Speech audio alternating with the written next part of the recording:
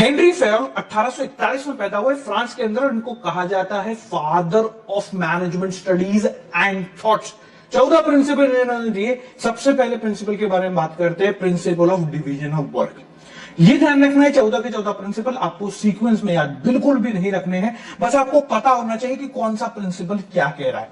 पहला principal division of work ये कहता है कि अगर आप पूरे काम को छोटे छोटे टुकड़ों में बांट दो और हर व्यक्ति को एक काम दे दो जो कि उसकी जॉब कहलाएगी, तो आपका काम बहुत आसान हो जाएगा, ओवरलैपिंग ऑफ वर्क खत्म हो जाएगा और ऑर्गेनाइजेशन बहुत ज्यादा स्मूथली चलेगी। सही बात है। दूसरा आता है principle of authority and responsibility.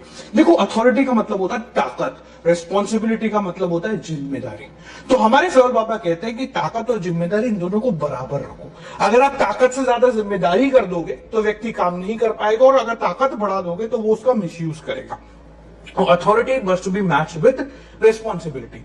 तीसरा प्रिंसिपल आता है प्रिंसिपल ऑफ डिसिप्लिन। अब डिसिप्लिन वर्ड का मतलब तो मैं क्यों बताऊं, तो मैं स्कूल में जाता हूं, तुम्हें पता है।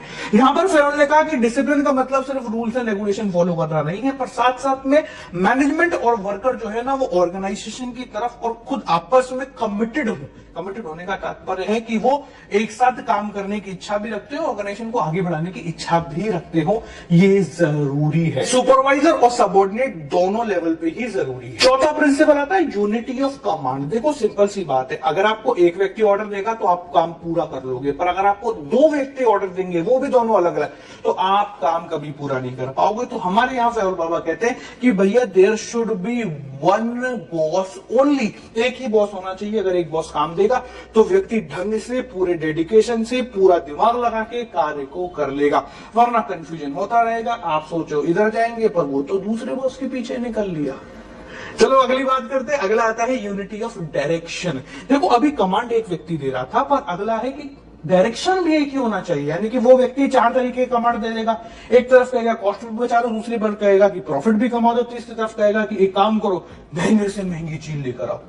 तो ये तीनों चीजें आपस में एक दूसरे को कॉन्ट्रडिक्ट कर सकती हैं। तो अगर ऑर्गेनाइजेशन ऐसे चलेगी तो वो कभी भी नहीं चलेगी। There should be one goal for the entire organisation, और वो उसी के ऊपर काम जो है करनी चाहिए। इसको हम बोलते हैं one unit means one plan. अगला आता है प्रिंसिपल जो कि कहता है कि subordination of individual interest to general interest. यानी कि देख भाई, वर्कर क्या चाहता है, अच्छा पैसा मिले। वर्कर क्या चाहता है, ज्यादा पैसा मिले।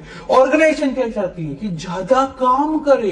तो बेसिकली फेयल बाबा का कहना है कि इन दोनों को जोड़ दो। वो ज्यादा काम करे तो उसको ज्यादा पैसे दे दो। इससे ऑर्गेनाइजेशन जो चाहती है वो भी पूरा हो जाएगा, और जो वर्कर चाहता है वो भी पूरा हो जाएगा।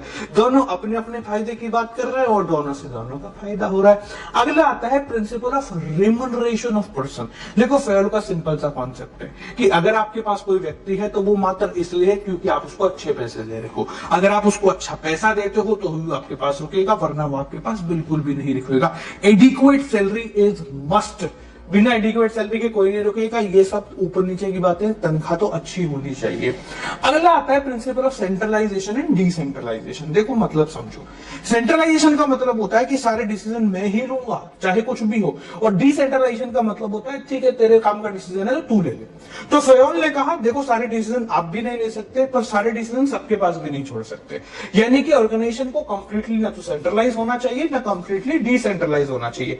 दोनों का मिक्सचर बना के रखो। जहां जरूरत आपकी पड़े, क्रूशियल डिसीजन, वहां आप ही डिसीजन लो, ओनर ही डिसीजन लेगा, या छोटे मोटे काम है वहां डिसेंट्रलाइज कर दो, कोई भी डिसीजन ले सकता है। अगला आता है प्रिंसिपल ऑफ स्केलर चेन। तो फेयल बाबा का यहां यह कहना है कि भैया ऑर्गेनाइजेशन के अंदर जब भी कोई भी इंफॉर्मेशन फ्लो होगी वो एक स्केलर चेन से फ्लो होगी। यानी कि पहले नीचे वाले व्यक्ति को अगर कुछ भी कहना है तो वो पहले उससे ऊपर वाले को कहेगा, वो उससे ऊपर वाले को कहेगा, वो उससे ऊपर वाले को कहेगा, ताकि जो टॉप लेवल है उसके पास सारी रामकहानी ना पहुंचे, सिर्फ काम की बात ही पहुंचे। और इससे ऑर्गेनाइजेशन में सबको पता रहेगा कि क्या हो रहा है। पर अगर इमरजेंसी आ जाती है तो फेयल बाबा ने एक सिंपल सा जुगाड़ बता रखा है गैंग प्लैंक का, जिसमें कहता है कि सेम लेवल ऑफ अथॉरिटी पे आप इंफॉर्मेशन का ट्रांसफर कर सकते हो, पर बहुत ज्यादा जरूरी हो तो ही करना, वरना नहीं करना। अगला आता है प्रिंसिपल ऑफ ऑर्डर। अब ये ऑर्डर वाला ऑर्डर नहीं है। ऑर्डर का मतलब है orderly arrangement of man and material. यानी सिंपल भाषा में तुम्हारे स्कूल में स्टाफ रूम है जहां टीचर मिलेगा, प्रिंसिपल रूम है जहां प्रिंसिपल सर मिलेंगे। तो इसका मतलब क्या है कि हर व्यक्ति के लिए एक जगह फिक्स है। अच्छा, व्यक्ति छोड़ो, स्टोर रूम है और गेम्स रूम भी है। जहां पर मटेरियल की भी जगह फिक्स है। तो फेरोल ने यही बोला कि हर व्यक्ति के लिए मटेरियल की एक जगह फिक्स होनी चाहिए ताकि उसको ढूंढने में और उससे रिलेटेड काम करने में समय व्यर्थ ना हो। अगला आता है प्रिंसिपल ऑफ इक्विटी। इक्विटी का मतलब बड़ा आसान है, equal in just treatment to everyone. देखो भाई, गलती होती है, चाहे छोटा व्यक्ति करे, बड़ा व्यक्ति करे या उससे ऊपर वाला व्यक्ति करे। तो इस बात को एडमिट करना कि हाँ भाई इससे गलती हुई है और बिना मेल फीमेल अथॉरिटी या सबऑर्डिनेट या सुपीरियर ये देखे हम काम नहीं करेंगे। 12वां प्रिंसिपल आता है principle of stability of tenure of personal. देखो बहुत सिंपल है, अगर आप किसी भी व्यक्ति को एक नई जगह डालोगे तो वो ज्यादा देर काम नहीं कर पाएगा। उसको पहले उस जगह को समझना पड़ेगा, थोड़े दिन उसको रहना पड़ेगा, जैसे ही वो उसमें कंफर्टेबल होगा उसके बाद वो अपना प्रोडक्शन या आउटपुट देगा। तो फेरोल बाबा ने कहा कि भैया आप फटाफट ट्रांसफर मत करो, अगर आप किसी व्यक्ति को एक नई जगह डालते हो तो उसको समय दो एडजस्ट होने के लिए। जब वो एडजस्ट हो जाए उसके बाद आप उससे प्रोडक्टिविटी की उम्मीद रख सकते हो। फ्रीक्वेंट ट्रांसफर करोगे तो उसकी प्रोडक्टिविटी कभी भी काम नहीं आएगी।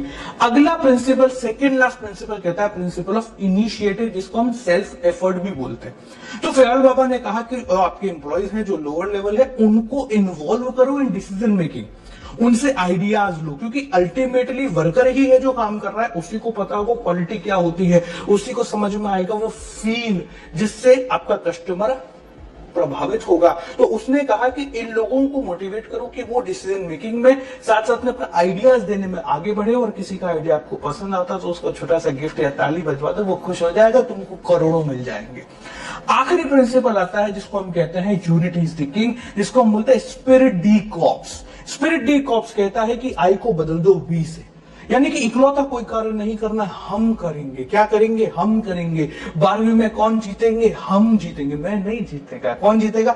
हम जीतेंगे। यानी कि जब भी आप टीम वर्क की तरफ आगे बढ़ोगे ऑर्गेनाइजेशन बहुत बेहतर चलेगी, और जब भी कोई एक इकलौता व्यक्ति शाना बनने की कोशिश करेगा ना कि मैं जीतेगा बाकी सबको हराना, वो वहीं मर जाएगा, ऑर्गेनाइजेशन वहीं खत्म हो जाएगी। तो अगर आपको ऑर्गेनाइजेशन को चलाना है तो आपको ये ध्यान रखना पड़ेगा कि टीम वर्क करना जरूरी है, और टीम वर्क से सारे काम।